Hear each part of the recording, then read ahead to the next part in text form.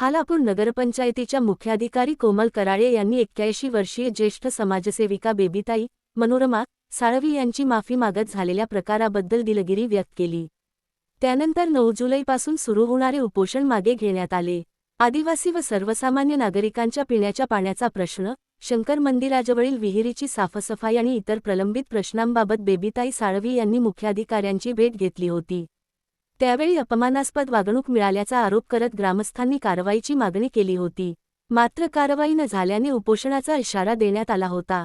गुरुवारी झालेल्या बैठकीत नगराध्यक्षा रोशना मोडवे, उपनगराध्यक्ष किशोर पवार, नगरसेवक संतोष जंगम, नगरसेविका लता लोते, नगरसेविका उज्ज्वला निधी, स्वीकृत नगरसेविका सुप्रिया साळुंखे, ज्येष्ठ माजी सरपंच सुरेश पेंडसे, नवीनचंद्र घाटवळ, उमेश गावंड, क्षमा आठवले, नितीन पाटील, मामा भोईर, मंदाताई भोसले, राजेश देसाई, मनोज साळवी, उमेश पडवकर, राकेश गव्हाणकर, रोशन खराळ, संभाजी पाटील, विजय सावंत, विजय भोसले आणि पप्पू पाटील यांच्यासह ग्रामस्थ मोठ्या संख्येने उपस्थित होते।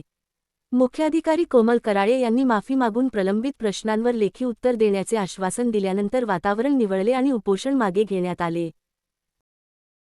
माझ्याकडे इतरही कर्मचारी पदाधिकारी आहे, कोणाच्याही बाबतीत असं कधी घडलं नाही, तरी आपल्याला तसं वाटलं असेल, आपण दुखावलं असेल, त्याबद्दल मी दिलगिरी व्यक्त करते।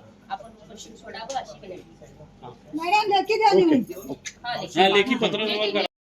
त्याबद्दल मी गावाची आणि सगळ्या पोलीस स्टाफची आभारी आहे।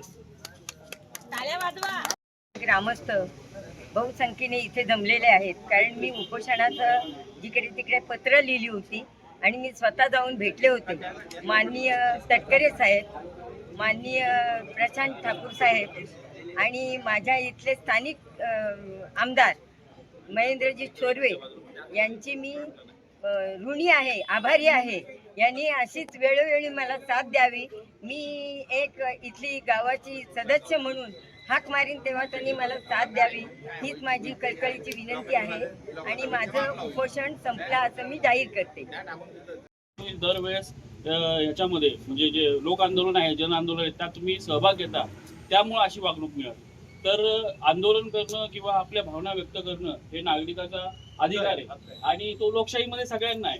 तर त्याच्यावरून आपण कोणताही आकस याच्या पुढे ठेवू नका, कारण का जो तो आहे, ऐका ना मॅडम, जो काही आहे आपण काय करतो का, आपण जनतेची भावना आहे ना ती लोकप्रतिनिधी किंवा कोण जो सिनियर असतो त्याच्या मार्फत ते व्यक्त करतात।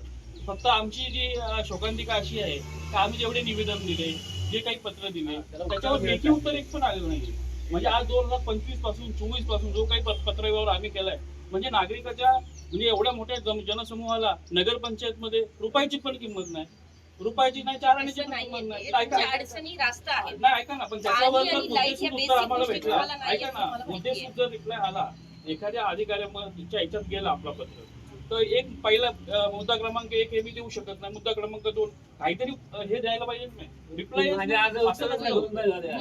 आता साधं परवाच्या दिवशी